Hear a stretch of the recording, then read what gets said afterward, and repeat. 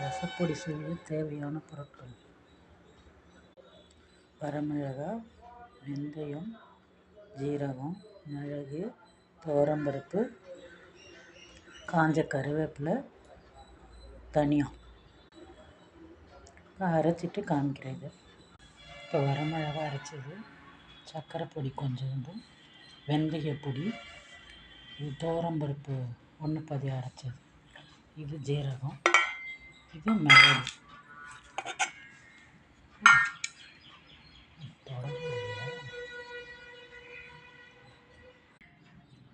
இது தனியா.